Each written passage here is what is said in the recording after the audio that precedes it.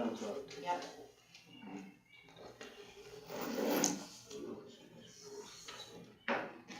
We're live.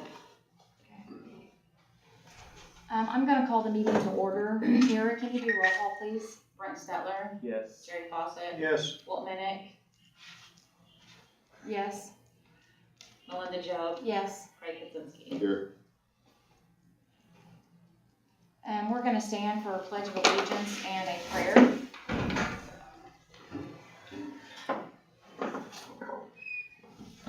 I pledge allegiance to the flag of the United States of America and to the republic for which it stands, one nation, under God, indivisible, with liberty and justice for all.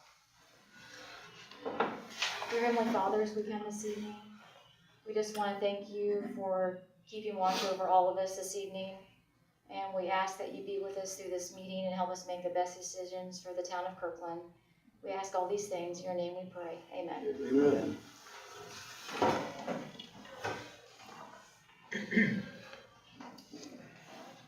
Amen. Tara had sent out an email our previous town council minutes from 1/12/26. Did you guys have any last minute corrections or changes to that? If there's none, would anybody want to entertain a motion? I'll make a motion to approve the minutes, council meeting held on 1/12/26. Second. We have a motion and a second. All those in favor, raise your right hand. Motion carries. And we're going to start with new business this evening. And Stephen Ray with North Central Indiana Regional Planning Council is here this evening to talk to us.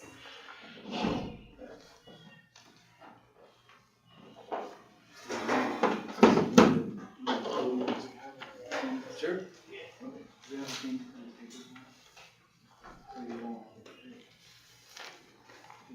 Good evening. Thank you.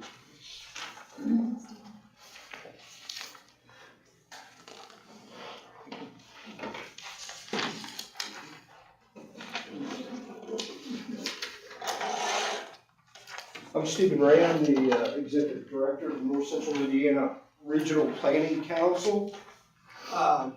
Give you a little bit of background on who and what we are and what we do. The Regional Planning Council was formed back in 2014 when 6 counties, including Clinton, got together and decided that they needed an organization dedicated to supporting our local units of government. So we're talking Fulton, Cass, Miami, Howard, Tipton, and Clinton counties. The county commissioners pay into our budget, so we kind of have a retainer, so to speak, to help pay for our organization in order to provide services and programs back to folks like you all in Kirkland. Been around for 11 years now. Prior to that, I spent about 9 years with the Office of Community and Rural Affairs, so I've been doing this for about 20 years. We're really just a resource for our local units of government. We do grant writing, grant administration. We serve as a liaison between communities and state and federal agencies. What I've passed out to you is a dashboard that I give to our board on a regular basis. It's a little bit dated. I think the number in that bottom, in the top left corner, that bottom line is 26 million. I think we're closer to 28 million at this point. But that kind of just shows you that, you know, ballpark, we work in about $3 or so million a year, 2 point something a year. And that's with the Community Development Block Grant, the Office of Community and Rural Affairs, or a USDA or an EPA. I can kill you with alphabet soup. So if you got questions on what that means, just ask me and I'll be happy to answer your questions. The top right-hand corner kind of shows you where that 26, 28 million is allocated. Clinton County is the big slice of the pie, the orange slice at the bottom. And then I wanted to highlight, you know, what work have we done with the town of Kirkland in that bottom left section. And a lot of our work has been with Billy and doing community crossings, helping with the PACER ratings, getting that information uploaded to Purdue so you could be eligible for the community crossings grants. Back in 19, we worked with Walt and Mindy to secure the Main Street streetscape project. That was a $600,000 grant from the Office of Community and Rural Affairs.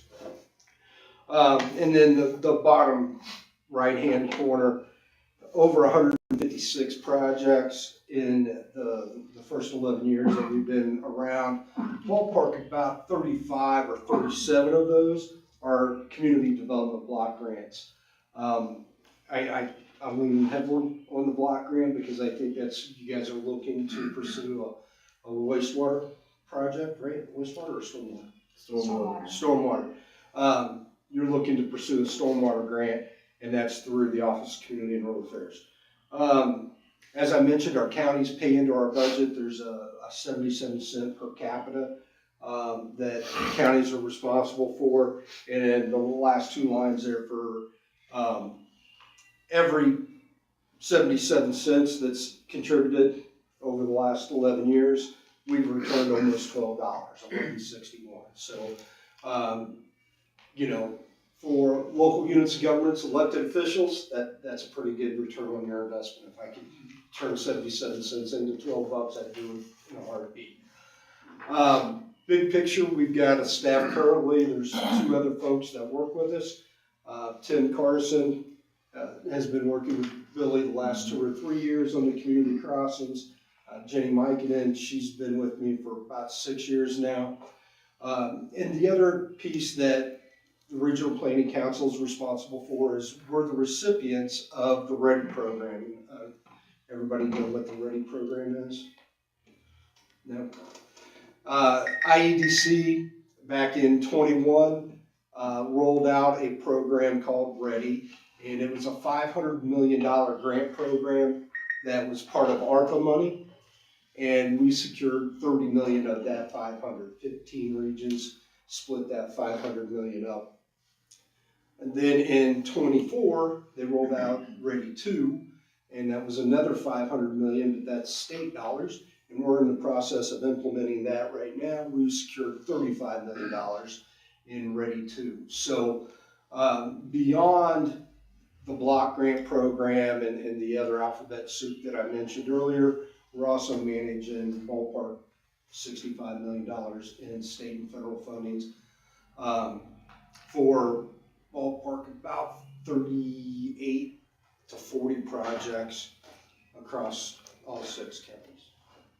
So were you involved with the Ready Grant project in Frankfurt on their residential? Yes, sir. Absolutely. Middlebrook. Middlebrook is a success story. Mm-hmm. Ballpark, they've got about 13 or 14 houses built or under construction right now. And one of the great points of that particular project is that they're bringing the high school kids in to build a house. And so you're getting the youth, you're getting skills, you're getting training, and we're getting houses. So that's a huge success story. The other one is the Iron Block. If you guys have been to the Iron Block building, the second floor we activated, helped pay for the activation of the second floor with an elevator and some improvements there as well. Now, how are the projects chosen that you use the READY funds? For the READY, so we have, my board is made up of 5 people from each county, a commissioner, county council, a mayor, a Lido, and then a small community. And then one of those individuals sits on my executive committee. So those 6 individuals are kind of the steering committee for READY projects.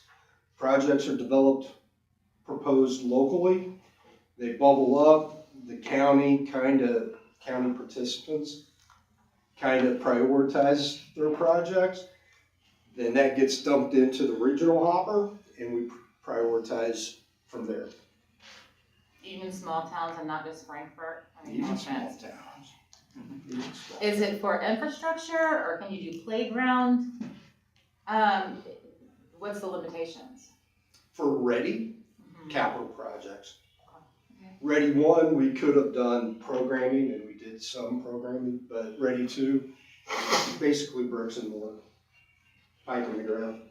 Okay. Now, on top of Ready 2, Lilly granted $250 million to IEDC, and it's called the Lilly Endowment Initiative.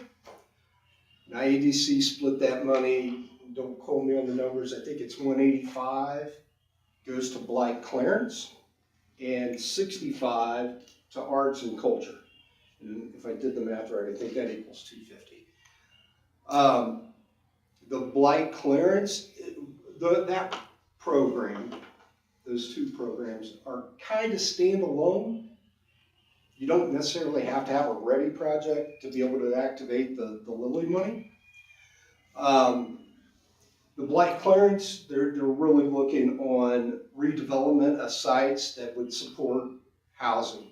Okay. So we have talked to Kirklin about your gas stations and your gateway, and we felt like we were gonna pursue that, and then IEDC came back and said, yeah, where's the housing? It's not gonna be competitive. The other aspect of the other side of it is the arts and culture. We went through a year-long year-long-ish planning process to develop an arts and culture regional strategy, and just found out today that the application process is going to open up in March-ish and be closed like at the end of April. So if you have a nonprofit or if the town as a local unit of government has an arts and culture project, there isn't going to be an opportunity for the nonprofit or the community to submit an application and take a bite out of that $65 million. We'll be able to help you through that process, but IEDC did say today that it's really going to be the project owners that kind of drive the art application. Okay. Yeah. If you take any questions. I have another question, kind of related. Tara, Billy, and I were on a call with Mike Klein-Peter. Mhm. This last week. Can you give me like the pros and cons? Like, look, when we talked to Mike, he has a bunch of previous Okra employees that work for him now. But can you tell me like what would be better if we went with you or we went with Mike? Like, I'm sorry to put you on the spot like that, but can you like? Well, I'm here. I know, but you're here, so. So Mike joined the Office of Community and Rural Affairs after I had left. So our paths have crossed a little bit. The biggest difference between us and Mike or any other independent contractor is they're a hired gun, right? They can go to Lafayette, they can go to Greenwood, they can go wherever, right? We're right here and we're not going anywhere. Your county has helped pay for us to be a resource. So regardless of whatever decision you make in terms of your grant administrator for this particular project, we're still going to work with Billy on his community crossings. We'll be here to help you with your next project. I think you got a playground community foundation grant that Tim's working on, right? We're going to continue to work with you. And we're not charging, right? Community crossings, we've got 5-6 years of work. We didn't charge a penny for any of that work. If there's grant administration connected to a project, then yes, we'll want to capture that grant administration. But generally speaking, we're funded already. So the biggest difference is that we're a partner, right? We're a part of your team regardless of whatever decision you make for the stormwater grant. The other side is just a business model, right? They're a for-profit entity and they're doing their business the way that they handle their business. For us, we're a nonprofit. Yeah, we try to generate income when we can, but we're here to serve. So I think that's the biggest. Okay.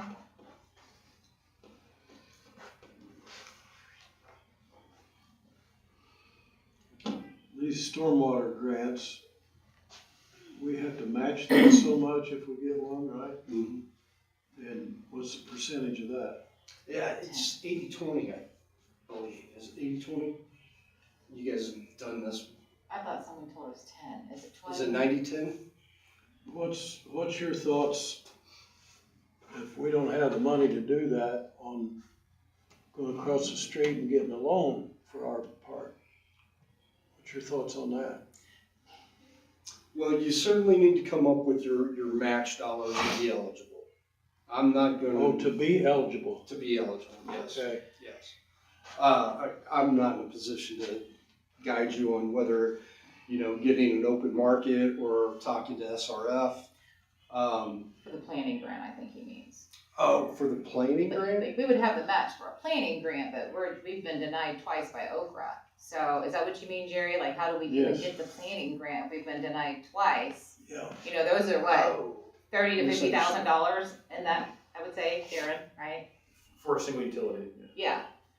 So, I don't know that I can directly answer that, but I do want to comment. The state of Indiana went through a transition last year with the new governor, and it's taken them some time across all state agencies to kind of get their feet under them. When you bring in new executive directors and, a new governor, lieutenant governor, it all flows downhill. They recognize that they've not been spending their dollars as quickly or as efficiently as they should. I anticipate that planning grants will probably be a little easier to get in the near future. I know that not just OCRA, but other state agencies, they tightened the belt while they kind of got a grasp of what their role and their mission was. So IEDC, I work with them quite a bit. They've gone through a significant change over this last year, and I can start to see things move a little freer now than just 3 months ago, 4 months ago. So you're not the only community struggling to get a planning grant awarded. Yeah. So that's a long-winded answer. If you apply next time, you'll probably get it.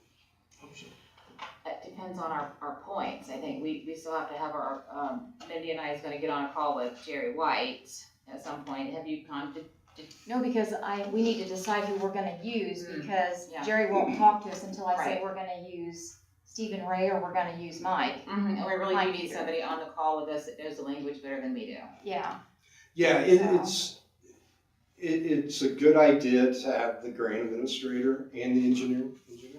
Sorry. Yeah, we like Commonwealth. Maureen too. said she would be willing to get on the call too. Yeah, it would be a really good idea to have both of those parties in that conversation, in order to get the feedback.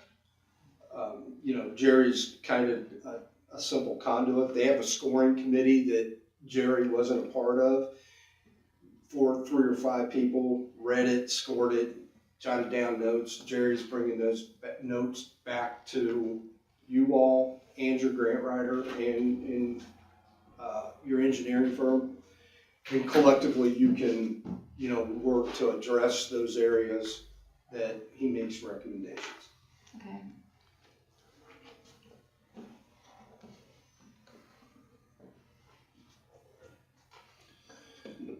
No other questions? Do you have any, beelines straight to a county official that won't return messages from the town?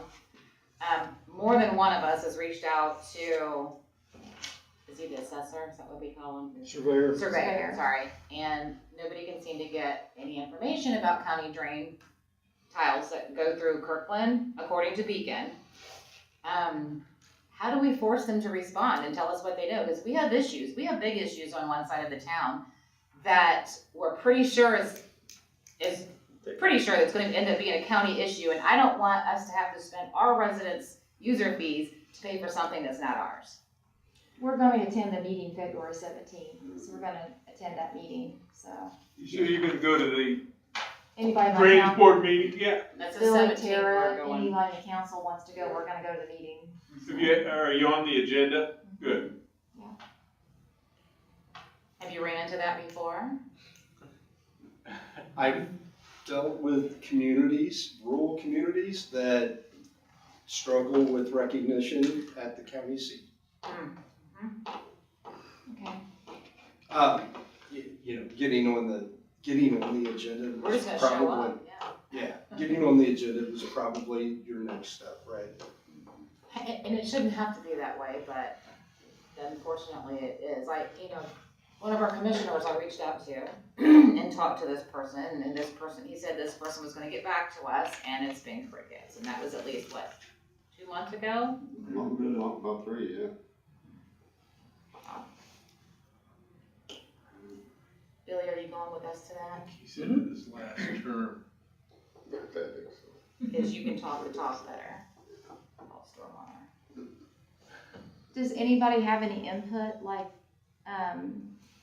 going with Stephen Ray or using Mike Kleinkeeter? That's another company. Like, we have to pick a grant administrator to do this planning grant. So we can tell Jerry White who we're gonna pick, so that they'll meet with us so we can find out what our scoring was. Cause we don't even know what our scores are to what we need to improve on. So, And you guys weren't on the call that we were on, so they don't really have. yeah, we don't know what our scoring is, so we can't get that. No, I till mean, they didn't talk to, Do we have to Mike, put we that did. into? They didn't talk to Mike, but Jay, do we have to put that into a vote? Do we have to put that into a vote? or do you have to do a to procurement? pick either Yeah, I Stephen Ray think- or Mike Kleinkeeter. Yeah, I think that you should make a motion and then, If you guys have any questions, ask Tara and I, or ask Stephen right now if you want more input. I was just trying to kind of give you a little bit of input, what we talked to him about.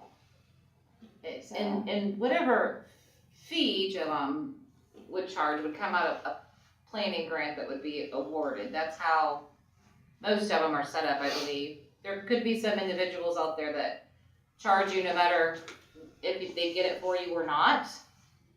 I know Amy, she didn't get paid unless she got funded for us, got us funded. Is that how you guys work? Yes, absolutely.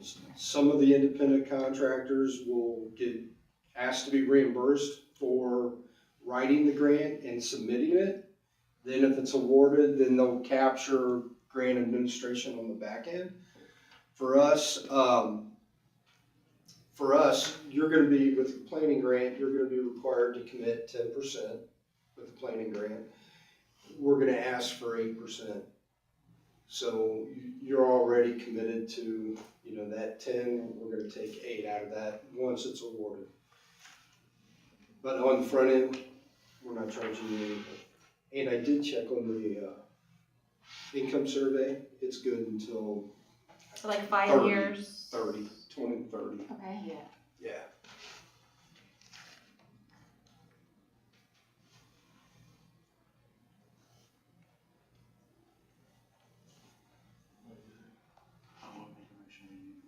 Can I go ahead and do the motion? Yeah, I whatever you make a guys are motion, we thinking. use Stephen Ray on this Second. project. Okay. We have a motion and a second. All those in favor, raise your right hand. Motion carries. Who's second? Jerry. Thank you, Well, that Stephen. was painless, thank you very much, appreciate it. We'll reach out to Jerry Okay, thank and, you. and find some dates and times, we'll throw that back to Mindy, Tara. We'll throw that back to you guys and we'll get something on the books If he has a Friday, Friday. Fridays are usually better for me than during, I know they're not really good for Tara, are they? Depends on what Friday. Okay, you could double check that and just see Yeah. if she could do it on a Friday, but, Okay. Well, I'll tell you what, I'll start with you guys. I'll ask okay, you guys to throw me some dates and times and we'll go to Jerry. okay, thank you. Okay? Thank you. Thank you. Thank you, Steve. Thank you, appreciate it. Our next new business is, Tara has had in our, packets, she has 2 resolutions, for Kirklin Main Street. We had, one for 2,500 and then there's one for 5,000. I was just going to, maybe mention, if we would wanna just consider, we usually give them 5,000 a year, but I didn't know if we would wanna just do 2,500 for just the beginning of the year, and then later we can always see if we have any funds available to do again, Because the but, fire department had reached out, and remember, Mike Henry forgot to come to last month's meeting, and But then I they might be called him and looking he for said, I some forgot, funds. he was gonna see if Darren would come, so I wasn't sure if Darren would be here tonight, Lafferty. Because they're wanting a donation, and I think we talked about this About last time. splitting it. yeah. And they're gonna reach out to the 2 townships as well, but, you know, anybody in Kirkland that needed that CPR machine, it could benefit any one of us.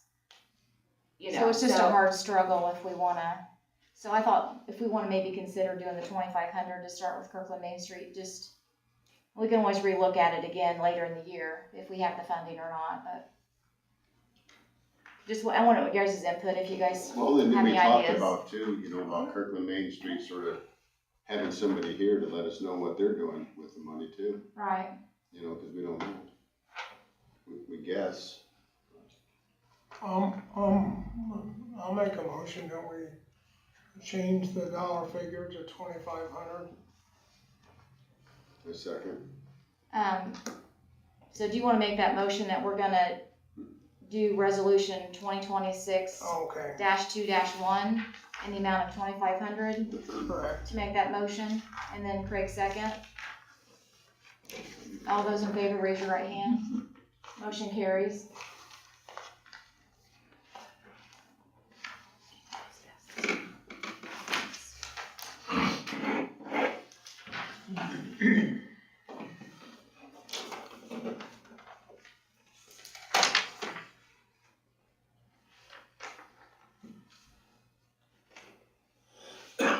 We're just gonna take a minute to sign these before I move on, that way I make sure I get it in my stack up here, so I don't lose it.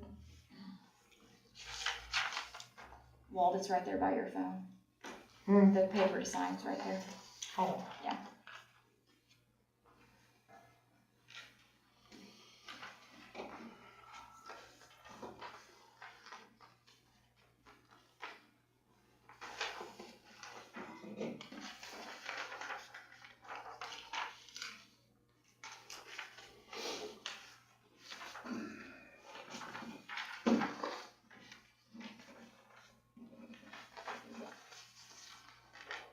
Thank you. And our next new item is, the donation to Kirk's Crossing. And on the Kirk's Crossing, we're gonna go ahead and just we're gonna change it this year and do a resolution and just give them the funding. In previous years, they would have to bring the receipts back to Tara.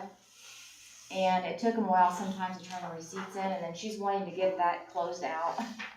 Well, not So- only that, it allows them to use it That's for the deposits for if their they- entertainment or whatnot, Yeah, so that's true.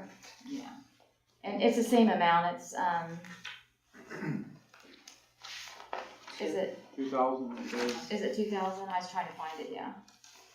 And that's resolution, 2026-2-2. You know, the only difference for them is they're now gonna have to file an E1 entity, on Gateway, but that's up to them and how they do their taxes, cause they're a nonprofit. So when you donate to a nonprofit, like for KMS, I have to send them an E1 letter every year saying, saying that we're required by law to let you know you have to file this. Well, they're a nonprofit too, so we'll just send out 2 letters, and then they, however they do their taxes, they'll just have to deal with it. One. Yeah, I should put I'll make a motion that we approve resolution 2026-2-2 and as a $2,000 donation to Kirk's Crossing. Second. So we have a motion and a second. All those in favor, raise your right hand. Motion carries.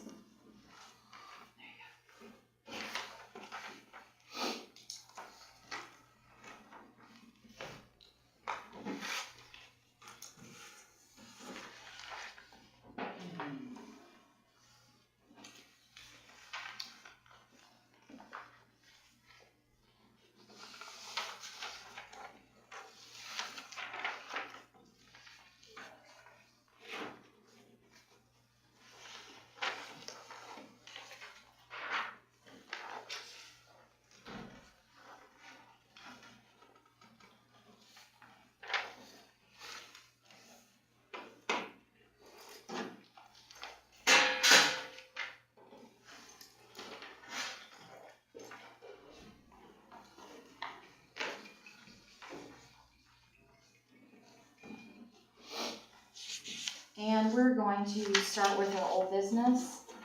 And our first item on our old business is our sanitary sewer rehabilitation project. And Darren with Commonwealth is here. Did you want to talk about that amendment? Yeah. Okay. Get that, yeah. Yeah. Do you all have a copy of that in front of you? They get email packets. Okay. I have one. Okay, I have a couple spared myself. So yeah, this is amendment number 5 for the wastewater utility improvements project. Basically, what triggered this is Billy reached out to me, identifying some contingency funds that are remaining from your prior sewer rehab project. And that amount was about $107,000. I provided a schedule, I believe I forwarded it to Terry, you, that identified where that number came from. So the gist of this is to try to take advantage of that and spend it for the benefit of the town, those remaining funds from state revolving fund. And so this amendment basically highlights what Commonwealth will be doing associated with that contingency fund. And specifically, there's 4 areas. So this amendment covers $40,000 of Commonwealth engineering. That'll be part of that $107,000. Within that $40,000, what we're performing for the town is doing, there's 3 things that we're doing self-performing, and there's 1 thing that the town is going to hire directly. So the items that Commonwealth is doing is post-rehabilitation smoke testing. Remember, if you guys recall, we did smoke testing pre-project about 2 or 3 years ago to kind of set up what we wanted to do and kind of target. So this is sort of a post-rehabilitation smoke testing of the entire town again, to hopefully it's reduced from the last time because we rehabilitated items, but also just to identify again, I guess, primarily private side type of items that might be still occurring that maybe your citizenry has not accommodated yet or corrected. And then we'll also identify any public items that were not done as part of the main rehab project. Maybe there's, again, some storm sewer issues that might be presented connected to the sanitary system.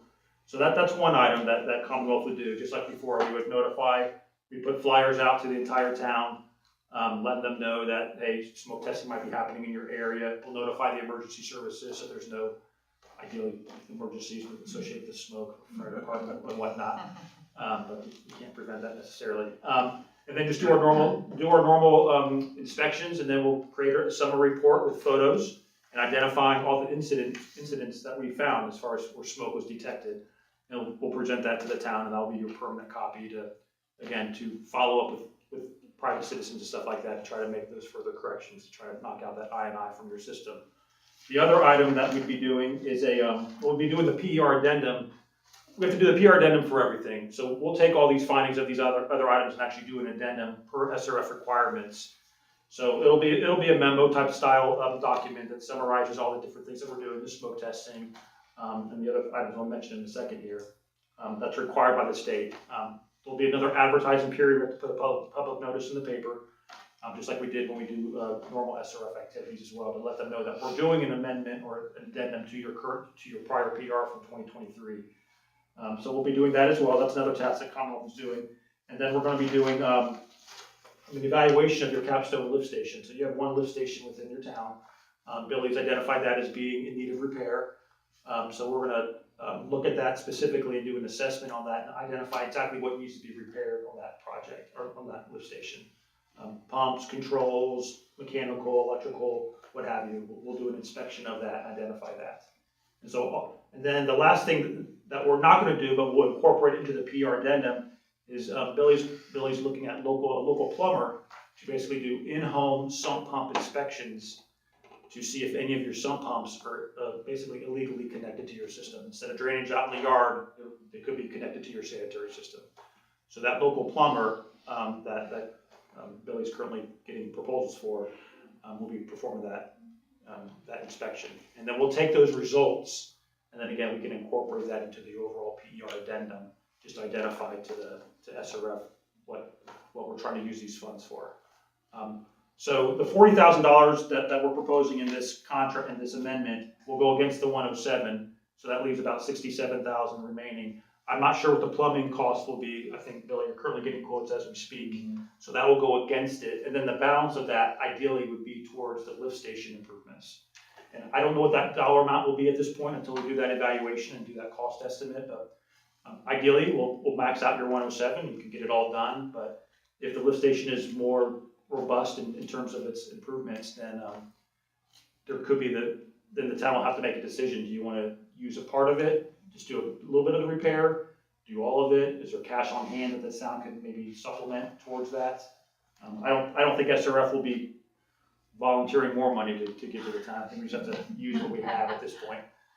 So in a nutshell, so this amendment, number 5, again, is for Commonwealth to do a PR addendum, to do post-rehab smoke testing, to do the capstone lift station evaluation, and then to incorporate the home plumbing inspections that the town's hiring directly. So you need Tara and I to sign this What's that? document? You need Tara and I to sign this document? Yeah, we have a, yeah, Okay. I mean, if you can sign it, then Sarah can attest. I can't remember, what's our deadline on spending this money? Like what, when? Generally speaking, it's about a 2-year window, but I reached out to SRF during this process just to see it. As long as you guys are making like a concerted effort and something's happening here, they're not gonna cut the cord immediately. Okay, So okay. you have time, and speaking of that, the smoke testing, we can't do that until it gets dry weather. Right. It takes over, we can't do it now. So I wrote in this contract that it might happen between May and September if we can get a good dry spell. Ideally, the summer months is when you really wanna do that. Okay, So we know that we're not gonna finish this project or this addendum until that work gets done anyway. So we're talking towards the end of this year. okay, And SRF's aware of that, so Okay. there should be any surprise. okay. Well, I appreciate the reports you do on the smoke testing, because that, when you send those out to them, it helps get a reaction. The proof is right there. You guys have somebody in your office that would help me submit the SRF claims? Because Amy always did that. We don't have Amy anymore. Yeah, we have somebody. Okay. Our CFO, Ann Dreyer, I'm not sure if you ever met her on any occasion, but No, but she sends me I think it's her probably that sends me the invoices. Somebody sends me a copy of the invoices, but then Amy has been submitting the SRF paperwork. So I would need. is Amy now like removed from this project even at this point? She's retired. Okay, then we can supplement that, absolutely. Okay. Thank you. Yeah. We have Amy's old paperwork though, right? I mean, I don't know. You can give us the last round of Oh, I have disbursement requests? everything. Okay, Mhm. we'll need that to kind of start the fresh on the Okay. next one. Mhm. Yes, no problem. Do we need a motion? I don't think I it's would a bad say- idea.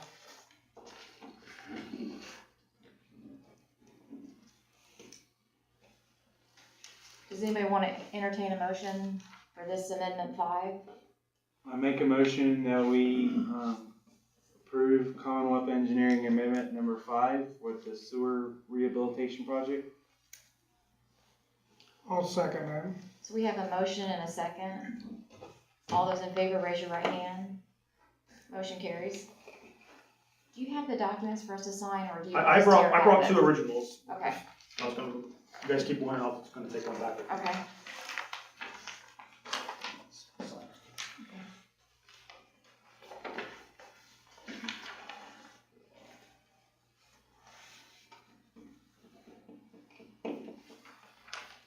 today's date? 9th. Thank you.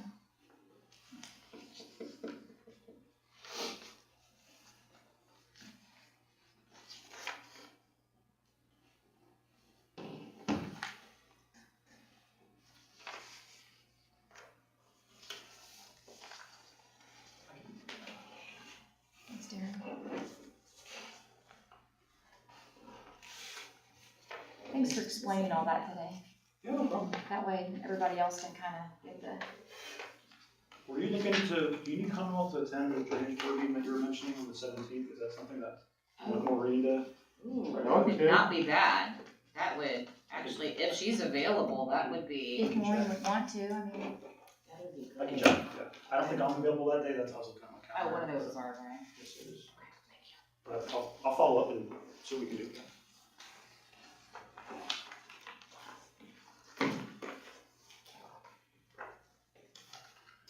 That's all I have. Okay, thank you, Darren. Thank you.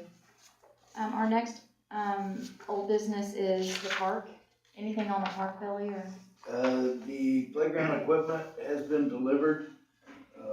Some of it's inside the building, some of it's still in a crate underneath the open air pavilion.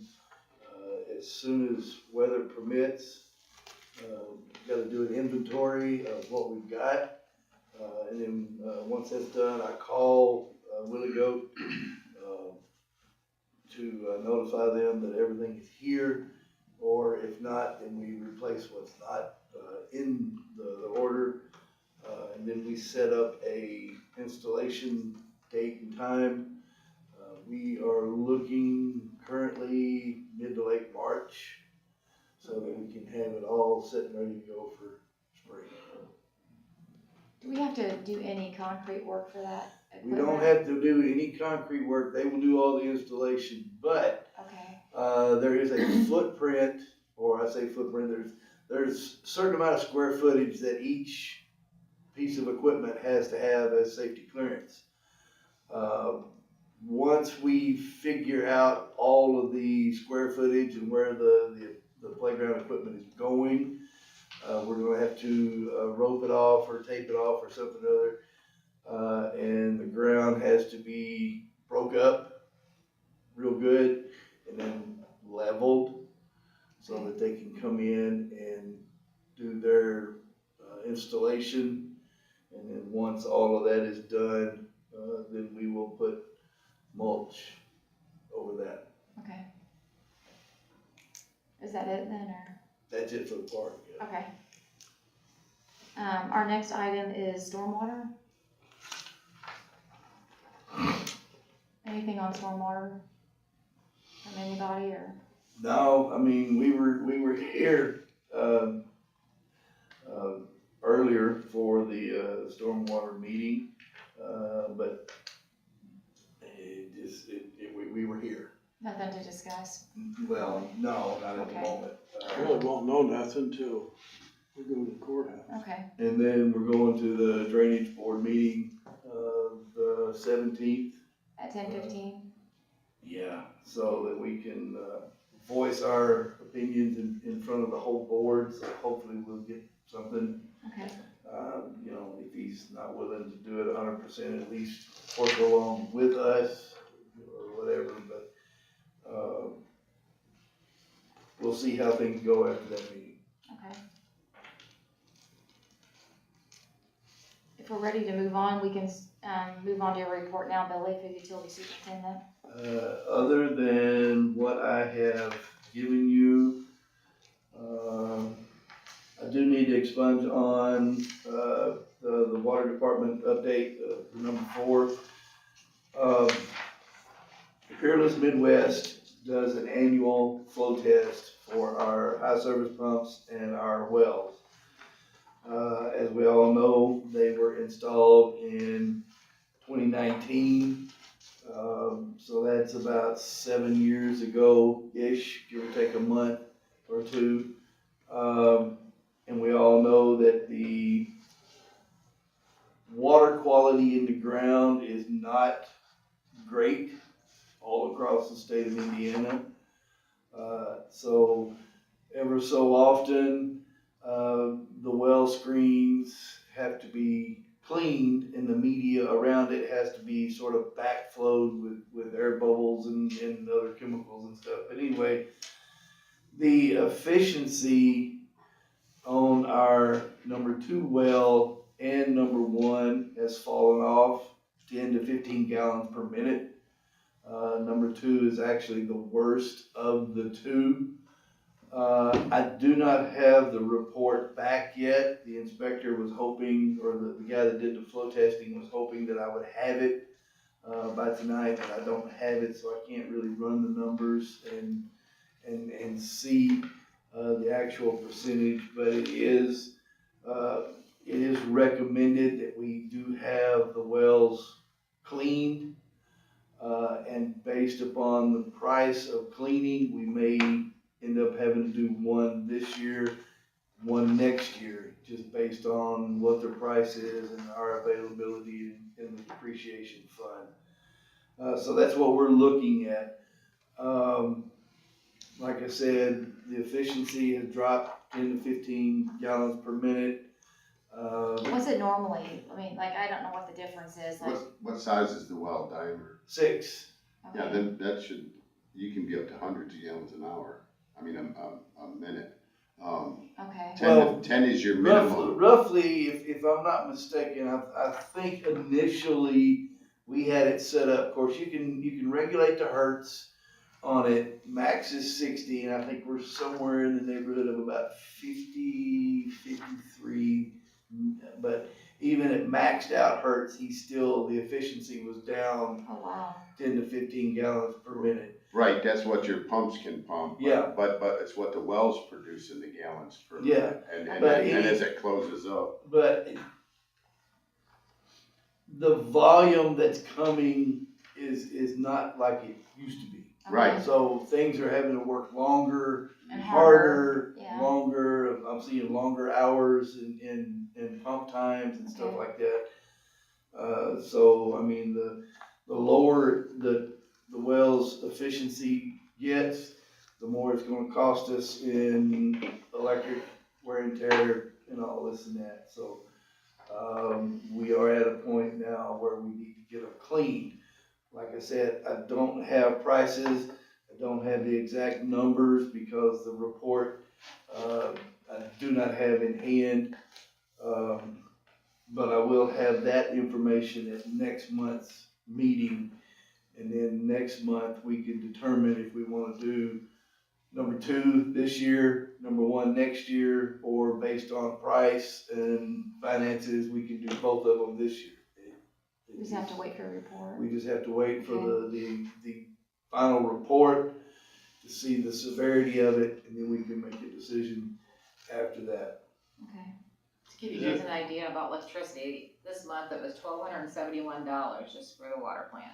Right, because as that screen tightens up, that pump can pull more and it's pulling longer, and it's pulling a lot of amps. And you will lose your pumps eventually. When we did that project with my prior company, how long ago was that roughly? 19? So yeah, so we did a chemical cleaning at that time for those 2 Okay. wells to get them back to snuff. And so yeah, about every 6 years or so, so it looks like it's. I take it it's the limestone and. Yeah, it's mineral incrustations that are starting to clog up the stream calcium deposits and things like that. It's groundwater. It's hard water. okay. Yeah, So they and we have very hard water in Indiana. Yes, you do. Oh, we do. Yeah, we all do. Yeah. Is there anything else building on your report? Other than I'm going to have to start going to Pacer training to do the grading of the streets. That is a new requirement by NDOT for all municipalities to have a person trained in how to grade what your road looks like in order to be eligible for the community crossing grant. They've got one coming up the 17th, which I'm already going to be at the drainage board meeting. The next one is in April. But as long as I've got a class under my belt before the next round of community crossing grants, which is in July, then we will be eligible for that. I think you have to do an in-person and a virtual, right? No, just an in-person, or one or the other. The in-person is like all day long, so not sure what information it takes to train you how to Okay, read what the street looks like, but that's, is what it is. okay. And as far as that, I'm good to go on the report. Okay. We're ready to move on then to Brendan for the Marshall report. Well, now you got the Community Foundation grant. Oh, did I skip Next, that? yeah. Oh, I'm sorry, I didn't see that one on there. Alright, I have started the process of getting a Community Foundation grant. I talked to the lady in charge of that here a while back, and she walked me through what needs to be done. The first thing that needs to be done is I needed to bring it before the council. I have to have council permission in order to pursue a Community Foundation grant. And I also have to have a letter of intent signed by the town stating that we will be responsible for whatever needs to be, we're doing this project, we're gonna pay our part or do whatever. What I am looking for getting, and we've already put a lot of time, money, and effort into the park. Not only did we just spend $30,000 on playground equipment, but we've also spent money and time on the new park benches, the trash receptacles and all that. So asking for is a handicap accessible merry-go-round, a 6-foot around the walking track, and then some more handicap sidewalks so that people in walkers, wheelchairs and stuff like that can go to but those are the 3 items that I am going to be asking for. What we did would be equity into this, but I will be applying for 100% grant funding. I think that's a great idea. Does anybody on the council have any questions, or do you want to entertain a motion to proceed with this, or? How much is the grant? Don't know yet. Oh.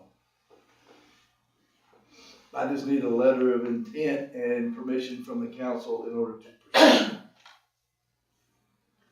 I make a motion to give Billy permission to pursue what kind of grant is It's a that? community foundation. Community Foundation grant for improvements in the park. Second? So we have a motion and a second. All those in favor, raise your right hand. Motion carries. And Tim Carson with NCRPC will be helping me write up the narrative, and he'll do a lot of the paperwork. Once we get it started, he'll help us apply for that. And Tim works in Stephen Ray's office. I was just gonna help you guys relate who that is. So And that there was might here be other tonight. grants that we can use them to help us apply for as well. Yeah, Right. but for right now, one at a time. Okay, so I think we're ready then to move on to Brendan. Sorry about that earlier, Brendan. It's okay. We'll start off for our activity from this last meeting. We had, total of 26 traffic stops. Out of those, we had 5 citations written, 22 traffic warnings. And in calls for service, we had 9 for the month, and we had 1 ordinance violation warning written for parking. As far as the vehicles, they're doing well. We did have what we thought was a brake problem on the Explorer. It was making a noise, and we took it to Dean's Automotive, and he took a look at it, took tires off, and didn't find anything wrong with it. But, so he didn't charge us anything for that. So they're doing well. Training, I attended training last week at Boswell. This was like the 4th time I've gone there. It's specialized just for marshals. It's a town marshal roundtable. I think there was like 20 of us there from around the area, so really good training for that, free. There's no cost to the training, so I got some training hours into that. And then on the personnel side, I have, scanned up, I have with me, Bart Mink. I've known Bart for probably 10 years, we started working in dispatch, so been in communication with him for quite a while now, and I'd like permission to hire him on a, obviously, a part-time basis. And I told him, right now, he could almost be a fill-in just to help out when we're short, because guys are getting busy, going on vacation and stuff, and I'm not even really getting close to some of my hours on some weeks, so kind of gave him a rough number, maybe 5-6 hours of pay period, nothing crazy, but with his experience, I'll let him talk a little bit about himself on his experience, but it's kind of a no-brainer for me to give him the opportunity to come out here and help fill in some gaps when needed. So he's current on his training as of last year. He would have to do his training this year, but that's not that big a deal. So Bart Mink, I'll let him talk a little bit about himself and introduce himself to you. So, my name's Bart Mink. I started in law enforcement 11 years ago, and in that time I've worked as a dispatcher, I've worked as a corrections officer in the jail, and then I've been on patrol. I started with the town of Rossville as a reserve officer, and from there I worked all the way up to a full-time, and then ended my career there as the town marshal with a canine. I held the first canine partner that the town of Rossville ever had. After there, I went to the sheriff's office and worked there for a while. And then I just turned into, I wanted to do something better for my family. But the knack and the drive to be in law enforcement has never gone away. So that's why I'm no longer with the sheriff's office. But I want to continue to help. And my passion really is with the small town policing. During my career, like I said, I was the canine or a canine handler. I ran a special operations team for the sheriff's office. And I have this passion to help accelerate our small towns, because the policing through a small town is a lot different than it is for a big agency. What's your last name? Mink, M-I-N-K. Like Joe Mink? Yes, sir. Relation? Yes, sir, it's my dad. Is that your dad? He's a good man. Yes. He's a good man. I've actually known Bart since he was never this little, but I've known Joe obviously a long time, so we knew Bart for a while, so.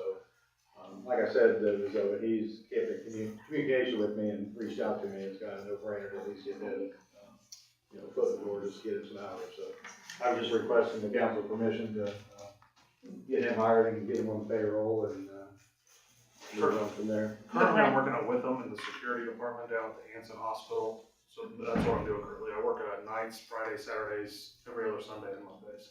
And your sister lives by the post office? I don't have a sister, just No, who am I thinking of? Here? Across from the post office. I thought she was a Mink. No, I mean, I don't know what her original name is. That's not. I thought she was. I got two brothers. You might have No, a but sister, I I don't don't know think. about. Now, would he be getting that, I was just right, ask Brendan if The he's a member of the insurance. FLP. yeah. Were you a member of the FOP before? Okay. Yeah, he would. But we're still. That'd be my requirement. Yeah. So. I would- When's Jay gonna be back to duty? He's had doctor's appointment, so he's still at least a month out. As far as release. So your references Douglas's and Chase? I know pretty well.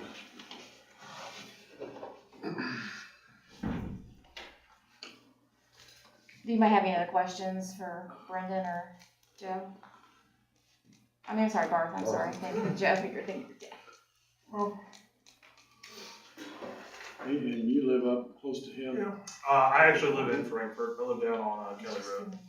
My parents live up by Rossville. Yeah, I was thinking, Yeah. they lived up that way close to him. oh, 'cause Jason.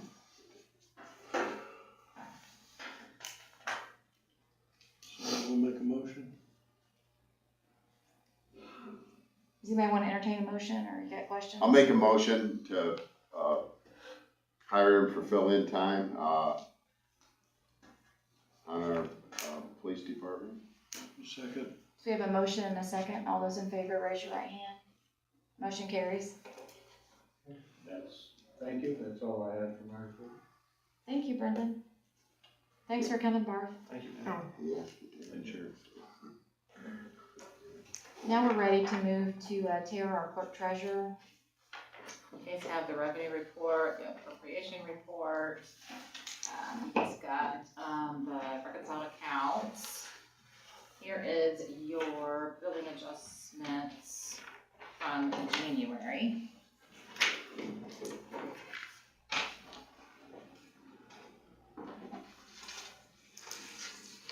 And then your accounts payable, followed by your APP register. And then in front of you, we'll get these down to Mindy to end it with her. These are 2 invoices that came in today. The IMI, which is what you guys probably know as Michigan Townstone. And I just thought you guys would go ahead and vote on these so that I can get these paid.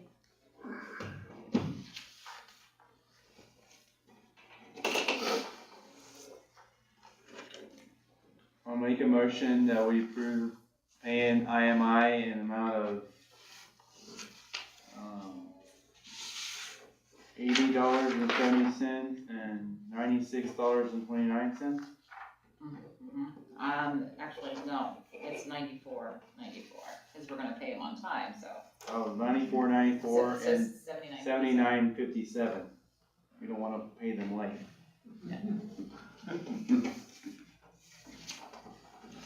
So we have a motion on the floor. I'll make a I'll motion to second. add. I don't know who seconded for Jerry second. Jerry. Okay. So we have a motion, a second. All those in favor, raise your right hand. Motion carries for those 2 invoices from IMI. And then, I have school coming up on March the 8th to the 12th. That's ILMCT, that's held every spring. SBOA school is a separate thing in the summer. And that one's not till, I think, July this year. And then the PS Lowit Fund was put back on here so you guys can discuss what to do with that. That was talked about in previous meetings.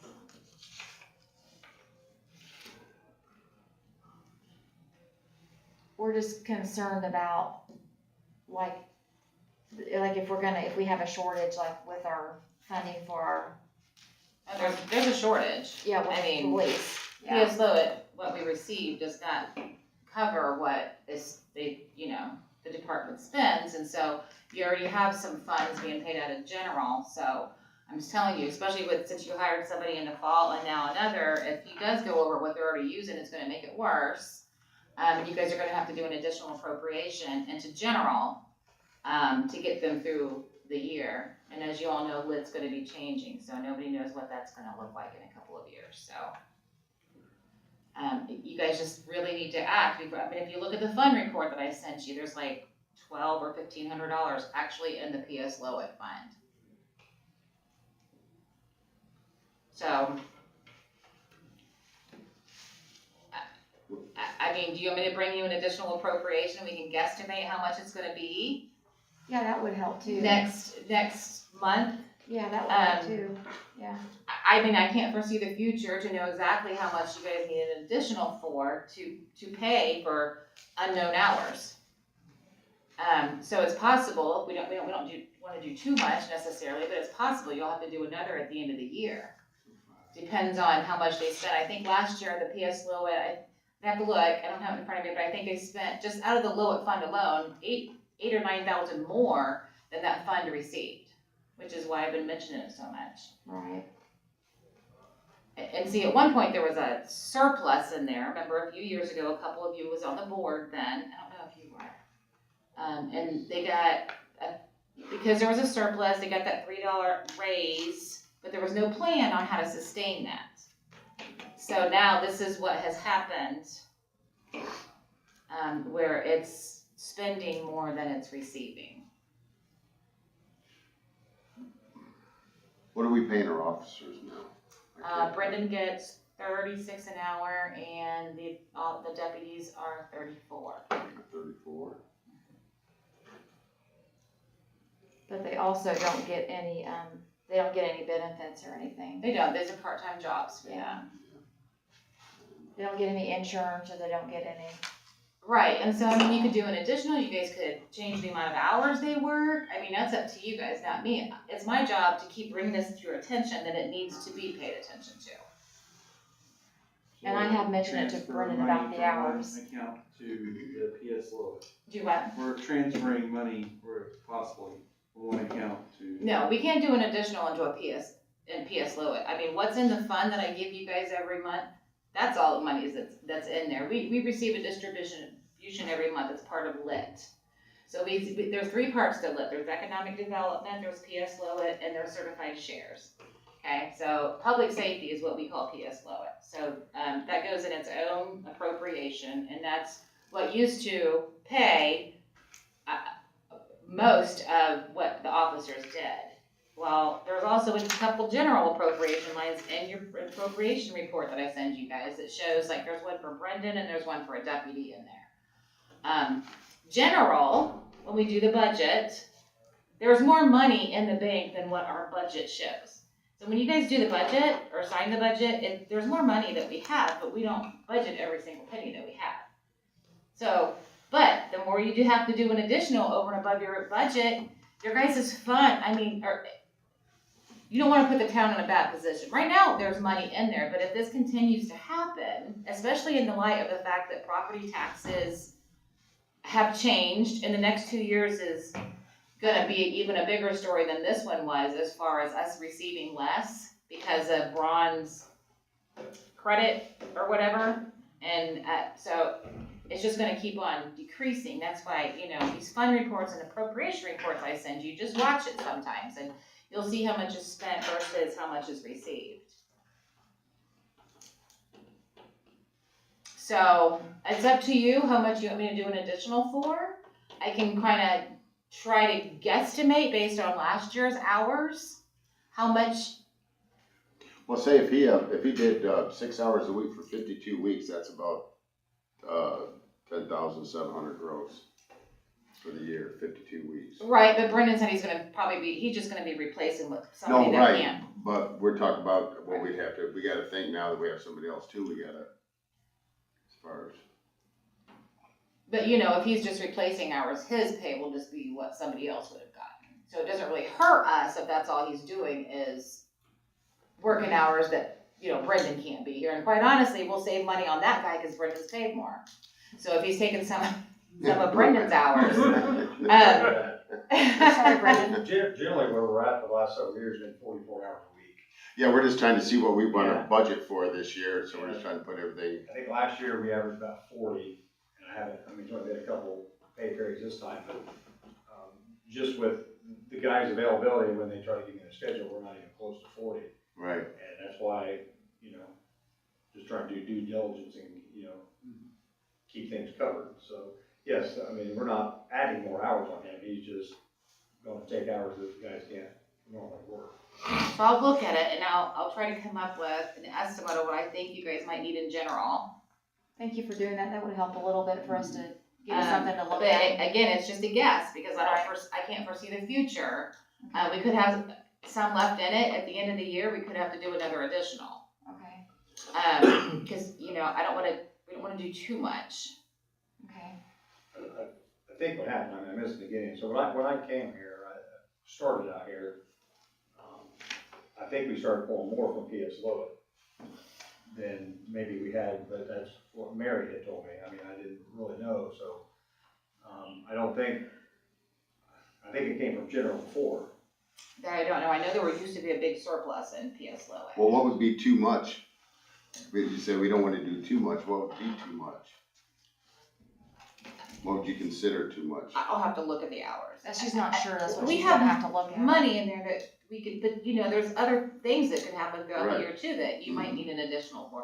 We can't see the future, but we need Right. to somehow get through the year of paying our officers. And it's not gonna be out of PS Lowell. So wouldn't we want to budget as much as we could without getting ourselves in a sling? We can always do another additional later. I got you.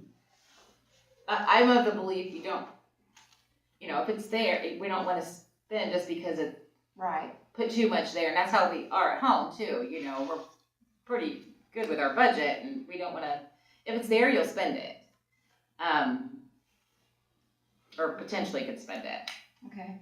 And we also don't want the state to be like, hey, why didn't you know, you guys did your budget, why are you asking for an additional? You know, what happened? And why this much? So.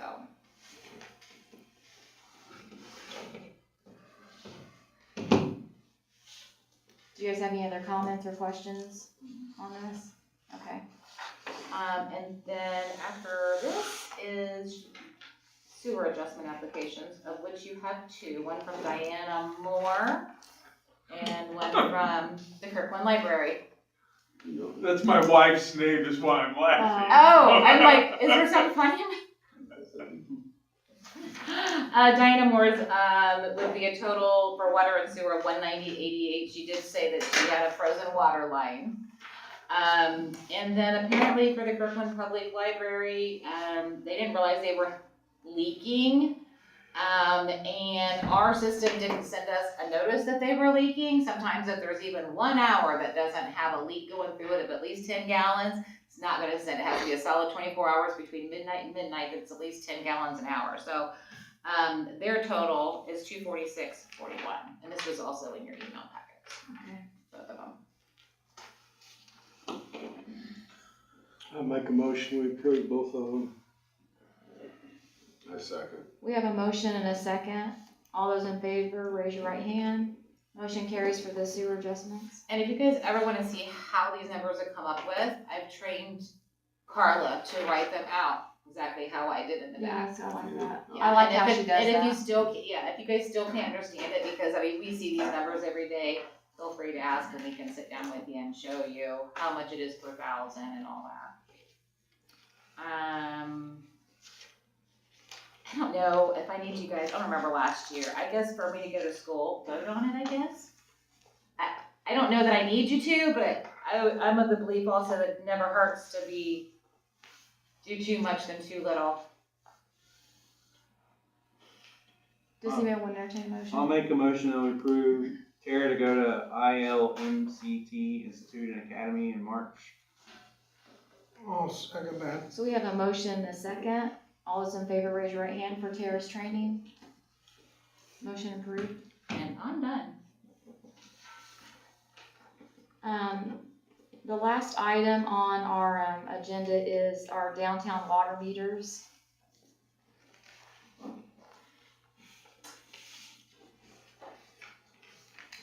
I don't know, like Craig, do you want to start this, or Well, I think you're the one that wanted to bring it to the Well, I council just, again? yeah, I just, been thinking, I mean, it's not something that could, I don't, even though it is in the ordinance, and even if it is in the ordinance, it hasn't been, nobody's done anything about it. Maybe, like I said, a year plan, that it has to be done. If things get sold, then whoever purchased the property needs to know that they have to separate meter things. Not like, okay, we're gonna do it, now you only got 45 days to do it. I mean, we should give us, went so long without it being done, and then a lot of things have changed and more spaces have became available, and Let me ask you this though, doing it that way, you know, a new buyer comes along, they're gonna, what if they find out, well, this has been an ordinance since 2006, and you didn't make them, so you can't make us, then what?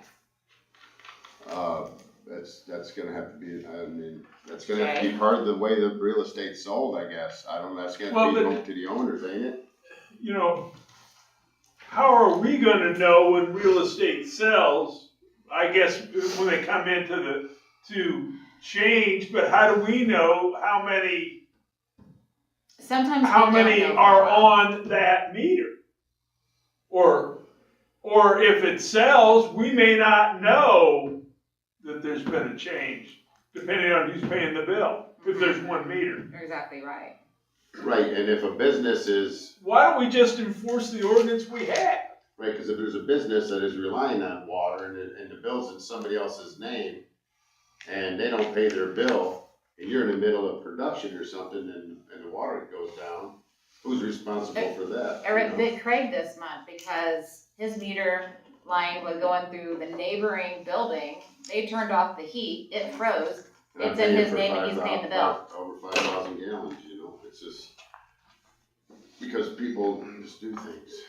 And I don't think, I think it's gonna save the people that are involved in things a lot of headaches at the end of the day. Because then it gets into a match between who's responsible, who's not responsible, who's, and it just goes on, and it happens all the time, it happens in the office as well. It would be the owner of the building that would have to do it. Well, and like I said, the ordinance it's been on the books, and it's been brought up a lot of times, but nothing's ever been done. And I'm not saying, I don't say push it, because, I mean, there's an expense to it. I don't mean like, you got so many days to do it, apparently somewhere along the line, that ordinance has just went beside the wayside. But I don't think it would be right of us to say, okay, now we gotta have this, and this changed by this long, because it can get expensive. There should be a time frame as things getting changed, or whether when somebody purchases the property or what. Maybe it's something we still need to look at it. I don't think we have an agreement. I know we can just enact the ordinance, but I don't see how that's gonna be fair when it's not been pushed so far to just say, and I don't care if you have a lot of money or if you have a little bit of money, it's just not fair at the end to say, okay, you only got 45 days, you gotta do 12 meters. I think it should be, Well, but if. we can go so many of On this, it doesn't make you put in new meters, you just, have to meter them. no, under this is, if you've got 3 people on the meter, if you got 3 users on 1 meter. And then we may have them all pay minimum. Yeah, That's what we were talking about the other day. yeah, that's what this ordinance provides. Well, that's fine too, because That way you don't have the cost of but at least we're not losing out on the fact of what correct. we're losing in revenue. Right, now, okay, so if we have 3 people paying minimums, okay. Then say if there's any overages, cause now you got 3 people, so the overages, what would that be, times 3? The minimum is 2,000 for sewer and 2,400 for water. So, and I don't even know, I'll have to call Keystone to see if there's how we would do that in our system to bill, minimum on 3 units on 1 meter. It's not done here anywhere, so I'll have to even see. So we've never done it, even though it's in the ordinance? How are you gonna do the people that don't pay? If there's multiples on 1 meter and one of those doesn't pay, how you gonna do that? That's a very good question. I think they should all have their own meter, Uh-huh. if we're gonna enforce it. That's the only real Yeah. way of doing it. Right. Yeah. That's the only fair way of doing it. And Billy brought that up when they started doing some of them apartments, right? And- Yeah, in fact, I met with Chip and Dan Yeah. when we were doing that project, and that's why we did a lot of extra meter setters and taps in town for that specific reason. But they didn't show up. They didn't do their part. And since then, some of those spaces have been divided into 2 or more different units. So now it's gonna cost whoever a lot more money than it would have if they'd have done it to start with, like they said they were gonna do. And that's for the apartments, but like in Craig's situation, it's a separate building from him, a separate owner, and he's responsible for the bill to their place. The meter's on my property, Yeah. but my building and the corner building, and there's 3 spaces in the corner building, all feed off the same meter that's in the back of my building. And the meter's in your name. Yes. Did you Because it disconnect did them not all? get paid. The guy stopped paying it, but I need water, so I had to had to get a hold of him to okay it. I transferred the water. Then he shut the electric off, no propane, and then last week I was under there fixing broken lines. And I'm not gonna use my yearly, Cause just in case something other catastrophe happens, you know. And since then, it's not going through his building, right? You've No, been cause the directly to decision yours. to repair it yet has not got the okay yet. It will, and then they'll be hooked back in again, but To your meter. yes, because they all come in, it comes in through my building, and then it exits out my building into the other building, and then it, runs the other building. So there's 2 things downstairs and then the apartment upstairs, the big space upstairs, right? Plus yours, there'll be 4 things on one, right? There's 3 things in the corner where the Madame Maud used to be, the doctor was, and then their office space upstairs. Well, hopefully soon there's gonna be a tenant in there, and something that needs to be done where it's fair for everybody. And that's what I've said before. Because I've seen it in other buildings, you know, it was okay when just one person was in a building or maybe 2, and it worked when people paid their bills, but I've seen so many people get taken and then, you know, your job is if somebody is named on the bill and they don't pay it, like if I didn't pay the bill, whoever has the corner loses their water. Absolutely, but They we've could never be in been the middle able. of doing something and they lose their water. Right, and we generally don't because it's not the business's fault, Right, but we should. right. Because if I can turn off Clint, I should be able to turn off, anybody. It's not right, just because that person upstairs or whoever's in it name didn't pay their bill and other people suffer if they get turned off. Or they get away with it because they don't get turned off.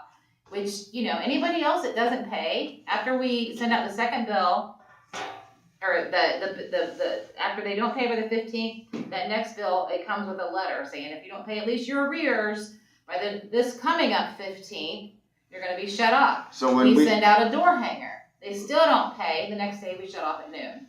So when we went through and redid all the meters, some got more than 1 meter in them and some don't. Yes. Is that when you asked about putting meters in there? Is that what you're saying? It was done in 2019 to fit the spaces that were there. Since then. Because behind me, it's 1 meter, and that end building doesn't even have a meter. That's why I'm asking that. It was all, because it was all KD real estate. The whole kit and caboodle was all under one person, one deal. I think his art gallery was next door or something. Well, no, his art gallery was downstairs, offices were, but anyway, they utilized that whole entire building at that time. Since then, it has been split up for where Craig is at, and then the doctor, the upstairs, and then, the other building. It runs under my building, and then it 90s over to that building. So when drains were done, they found it and they 90'd it over there. But yeah, I think most everything was done to accommodate what was set up in 19. Right, because from that pit, it pretty much runs almost straight into my building. And then it was put in 3-inch PVC, and then 90'd over, and then and then when it came in and it teed, they took it down and then just blew a hole through for a bathroom and disconnected whatever water was in there, whoever redid the building. Okay, And so it's we not can, just in that block. No, it's every, No, it's not every in building. that building. It's even down where the gift shop is, the liquor store. There's an apartment behind the liquor store. There's an apartment above the the gift gift shop. shop. Now, there's 2 meters in that pit, though, isn't there, or 4? 1 meter, but more than 1 setter. Gotcha, okay. Yeah, there's more than 1 setters in a lot of Just in case you need. And then down here on the corner where the bakery is, you've got the bakery and the apartment upstairs. And then where Lady May's Boutique, the hair salon, and the nail salon, I think are all on 1 meter or 2. I'm not sure which. It's messed up how they got it run. And then on the other side, you've got They're on the Well, the corner. distillery and Booker's have, the banquet room and distillery. They're done. They're good now. Yeah, they're good. On the opposite corner, you've got the antique store and 3 or 4 apartments that go with it. Next door where the fitness center is, you've got the fitness center and an apartment upstairs. And that's, the rest of them down through there are just single story, single business buildings. Right, like the exercise place, that, the person in there purchased that whole building. And I do believe that, hopefully, I think maybe the nail salon, they live behind the photo. The photo, Mary Ann. Mary Ann's photo where she does pictures. Is that where they moved to? Yes, yeah. Apartment. All right, well then there's another apartment behind the photo place there.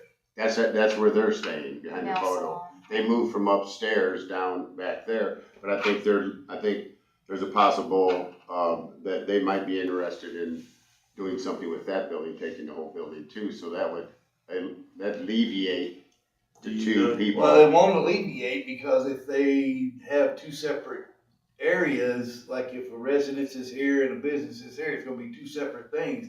Well, I think they're gonna purchase the whole building. I know, but I'm just saying, Yeah. you're still gonna have it separated because you've got a residence and a business. Can you go through each building, have each owner acknowledge or tell you how many units they have in each building? And then you prorate every building? You could separate meters, but who's gonna read them? Who's gonna pay for them? You can Yeah, I'm come not off- even saying that, No, I'm just no. saying prorate the whole building for however many units that owner says that they have in there. You You know, get 4, and then at you least go 4 minimums, if there's 4 units. But then you still don't solve the issue of If somebody doesn't. if somebody doesn't pay, how you shut them off. Right. I think the way you do that is the owner is building owner, that's his problem. You shut them off, all 4. I don't think that's. I think that the owner then would make sure that his tenants paid, Well, or got them out I of think there. the you owners. gotta look at it like apartments. Yeah, I think. Yeah. Any type of commercial I leasing. think, I think the owners of most of the buildings downtown, if you started doing that, they'd probably sell out and leave. Probably. Because they've been selling buildings off for the last 3 or 4 years, so. Haven't they been selling at a profit? Imagine. There's a realtor that's gonna be listing more here soon. How do you guys wanna, like, let's try to get this settled, because it's been brought to our council several times, and Let's put a If we're meter gonna in each do place. if we're gonna do something, then let's do it and I quit mean, talking it's not gonna about it. cost the town anything, No, because the owners are paying for the whole thing. do Just we like need a to, water tap. I'm asking, do we need to have Jay send a letter? I'm asking like or can the town just send a letter? Well, I mean, we can legally notify them and then give them, you know. I agree to give them a space of time to do it. I Yeah. mean, you know that you've talked to a couple of them, but you know, maybe Dr. Shock doesn't know. And just like when people were annexed, you know, they had so long to For 3 hook up. years. And then one of them came and said, hey, can I have a little extension because of their situation? And But it what's was your great. recommendation though? Like if we, a year, or what's your recommendation on trying to I get the would meters? say a maximum of 1 year, and if the building sells, then it automatically gets enacted by the new Oh, no, owner. okay. And then that's their responsibility to put that in the disclosure when they sell it. Mm-hmm. What We do you wanna go think, 1 Jay? year? What about, I would think like 3 or 6 months or something, but, you know, So, 1 year's a long time. Yeah. all right, so we have existing buildings. Well, I mean, that was just Right, but we however have, many times you wanted. right, we 3 have, months might be a crunch, cause right, that would it's gonna be a little, it's yeah. gonna be pricey for some of these Here- places. Okay, so how many buildings don't have 1 meter? I know the one in the corner, we don't have 1 meter. Well, But how many buildings don't have a meter setter? At least every one for- every at least building one for has the at least one. Every building, I think, has at least one. Where's the one for the corner building? It was yours. because they were all, No, but I'm saying, but shouldn't every building have had a meter setter, no matter if somebody said no or yes? well, at that time, that's how it was all done. Right, and it was probably in the ordinances, it just wasn't being enforced, that they needed another one. It was all just one Well, meter. I've argued this ever since I've been here, and then to no avail. What he's saying is because it was the same owner, even though it was The maybe. buildings were separate, maybe, Yeah. you know, They just did one. Right. yeah. So I'm asking, do we need to send a letter from the town, or do we need to do reinforcement and have Jay help us send a letter? That's what I'm Well, I wanting to would- know I would- everybody's I opinion would- on. Yeah, I mean, there's gonna have to be something in black and white, and it's gonna have to be something legal.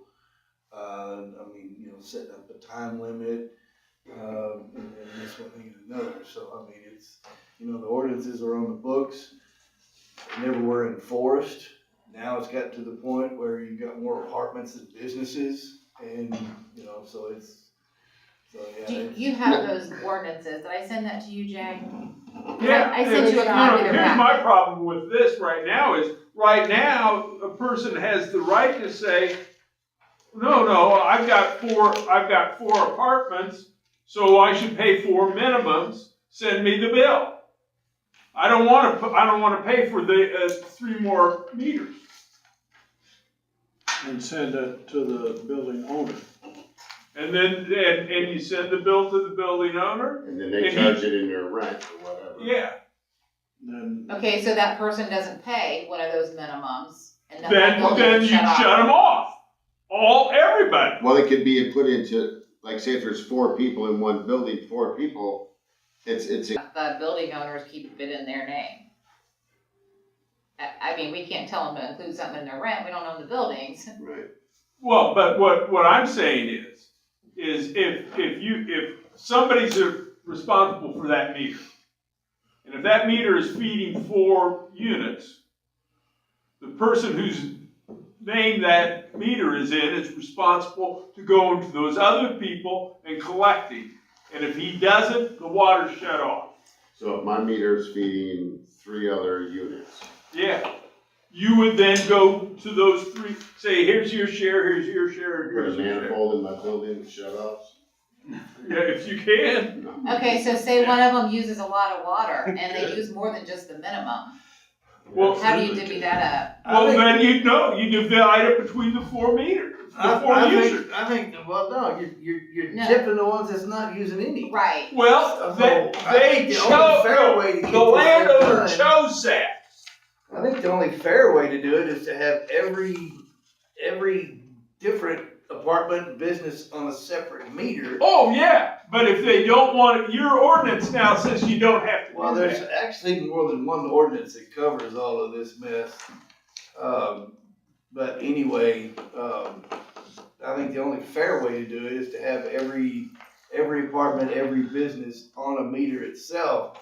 That way, nobody has to pay more than what they should. I And agree with nobody that. nobody has to be disrupted because Joe Blow can't pay their bill, because it's no fair to them. And basically, some of the businesses in town kind of shaky. If that starts, they're gonna leave, and then all you're gonna be is just deadbeat tenants in town. So what does this entail? Meter setters? Making taps, running lines, putting pits, setters, and then plumbers plumbing the building. Because your only other alternative is to go off your main and where those connect inside your building or underneath your. You're right, and you got 4 And you people shut off using water, secondary that shut-offs. 3/4 line's not gonna do much for anybody. So,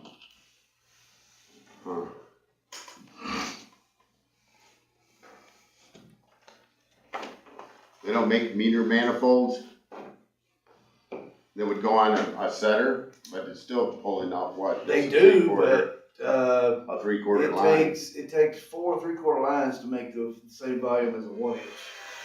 So, you know, you're looking at initially, if you're gonna put 4 meters on one line, you've gotta change all the service lines to a 1 inch.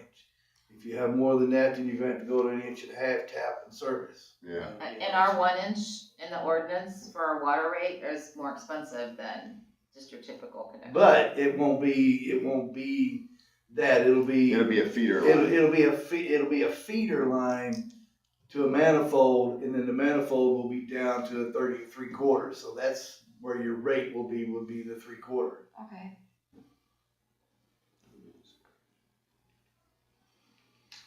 But there's a whole mathematical process, friction loss, and all. I'm gonna suggest something, if everybody let me know. Okay, so these buildings been here since 1800, so I think there's a couple buildings that probably don't have a meter pit. I don't, and I'm not doing this because of anything, but don't you think the town, I mean, we should at least get a meter pit there? Then they do the initial run-in. There's only, I think, a couple that don't have meter pits. Well, then you're not being fair to the ones that have to pay for the whole, because I mean, our ordinance, our water tap is at cost, and that's what we charge the customer. So if we have to dig up, make a tap, run a line, set a meter, all of that is included in the cost. If we have to hire somebody to bore, that's included at cost. No, I get that, but I mean, when you got a town and you got separate buildings, well, why wouldn't we have a separate meter for each building? Now, if they turn it into an apartment, then they need to get that meter pit plumbed for 3 apartments. But shouldn't each building that's been there since 1800s, when we did the water, have a meter pit? Is all I'm asking. The meter pits that were in was the ones that was in when we did the project. We did add some. We did add some meter pits. But I mean, they were basically there when the project was going. And it was what was on the books, what was being paid for. So they're insufficient from the beginning, basically. But yeah, and I think the only one that doesn't have a meter pit is yours in the corner building. Everybody else has there is a meter pit there. Right. For the apartments you knew existed back then. Well, each building, whether it was 2 or 4, 2 then 4 now, each building has a pit. And is there someone that can get this information together so we can maybe get this started? What information? Like what building has the 4 apartments or what? Craig, can you get the information together? Okay, because we can't ask Jay or someone to do it if we don't have all the information. He knows the buildings and all of us put together. So Okay. the ins, outs, and underneath. So That would help us get it started, so let's get it done, so. And we can get this finished, so. Then I think you need to go back and, if you're not going to allow people to do the averaging, Do we need to remove the ordinance or? you need to do away with it. reword it. Yeah. Looks like it was passed on. Repeal it 3/26. and put a new one in. Okay, That just says, every user has to have their own meter. Makes sense. Which is, I mean, I agree that that's more fair, but if an owner says, no, I don't, if the owner was saying, I don't wanna pay for that, then the way we have is not unfair, but the owner's gotta be the one that's responsible for collecting and Well, paying. then what we need to do now is get the legal work, get it in black and white, get it repealed, do whatever we need to do to get it on the books and get it right. let's go ahead and get that started. We'll get the legal ordinance written up, and Craig can get the information about how Then we many can separate proceed. entities are in each building, and then we'll go from there. Okay, sounds good. But that is ridiculous. If you have one building, you on this one, I on that one, and water comes to me, and I don't give you. That's ridiculous. Yeah. That is ridiculous. Is there anything else on this topic then, or? Okay, No, it's just that, the town's not gonna be out any money other than, clerical or administrative or whatever, because all of the improvements are gonna be at cost for the Okay, property owner okay. as a tap fee.